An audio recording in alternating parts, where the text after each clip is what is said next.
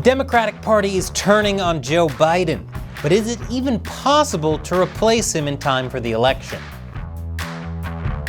Welcome to America Uncovered. I'm Chris Chappell. Wow. Just wow. So going into the debate, I was imagining it really wouldn't change anyone's mind. The people who were for Trump would still be for Trump, and the people for Biden would still be at least not for Trump. But I was wrong, because it seems like now there's a lot of Democrats who are also not for Biden. That was painful. I love Joe Biden. I work for Joe Biden. He didn't do well at all. He did not do well at all. He's doing the best that he can, but he had a test to meet tonight to restore confidence of the country and of the base, and he failed to do that. Politico says Democrats are freaking out over Biden's debate performance. Time says panic. And CNN says, well, I can't say this on YouTube. Just last week, we were being told videos of Biden looking confused were cheap fakes. And then the debate happened. Making sure that we're able to make every single solitary person eligible for what I've been able to do with the COVID, with dealing with everything we have to do with, look, if we finally beat Medicare. Thank you, President Biden. And I'm going to continue to move until we get the total ban on the total initiative relative to what we're going to do with more Border Patrol and more asylum officers. President Trump? I really don't know what he said at the end of that sentence. I don't think he knows what he said either. Well, age certainly hasn't stopped Trump's ability to burn. So today, I'm going to focus mainly on Biden.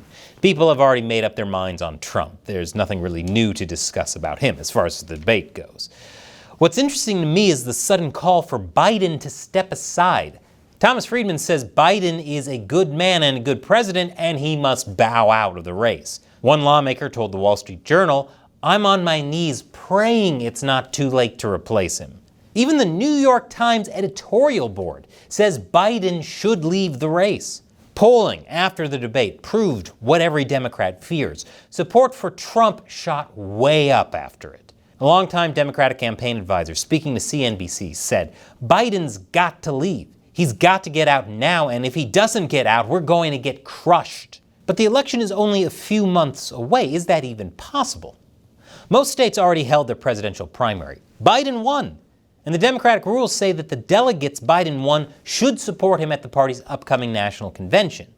The current rules read, delegates elected to the national convention pledged to a presidential candidate shall in all good conscience reflect the sentiments of those who elected them. Of course, the delegates could just ignore the way people voted, but it's not like the Democrats had a major issue with something like that in recent memory.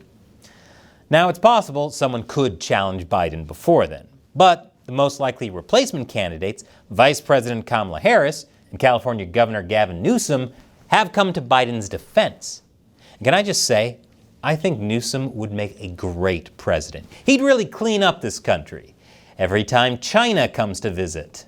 The problem is there's no template for what the would-be deposers of Biden and Harris are suggesting. Of course, Biden could withdraw. Two problems with that, though. One, it seems Biden isn't thinking of backing down anytime soon. Biden says that he's committed to stay in the presidential race and return for a second debate against Trump. Wow, Biden's like Captain America. He takes a beating and says, I can do this all day. Also, he was alive during World War II. Now, some are hoping that he could be convinced to withdraw. According to the New York Times, major donors were wondering if Barack Obama, Nancy Pelosi, or Chuck Schumer could convince Biden to stand down. Apparently, some donors are blaming his wife for not telling him to step aside. But even if he does withdraw, and that's an if, he can't just appoint someone to replace him. And that's the second problem. There would have to be a last-minute slugfest between who knows how many candidates vying to get the DNC nomination. Remember how many Democratic candidates were running for the 2020 election? The election is in November. The DNC is supposed to pick its candidate in August. There's not much time. On the bright side, there is absolutely no way we will ever have another presidential election between Trump and Biden. Unless maybe Barron versus Hunter. If you like America Uncovered's nonpartisan take on news and politics, be sure to subscribe, smash that like button like you were an 80-year-old presidential candidate smashing a box of Adderall before a debate, and support the show on patreon.com/America Uncovered. You can contribute however much you want on a monthly basis, but you can also set it up for just $1 an episode. Just click that orange button. Another way I'm getting around YouTube censorship is by hiding controversial topics in gaming content. Stalin, Mao, they created powerful cults of personality that killed millions. How'd they do it? On this episode of my new show, Deep Thoughts While Gaming, I take a look at the lure of charismatic leaders in Dragon's Dogma 2. Once again, I'm Chris Chappell. Thanks for watching America Uncovered.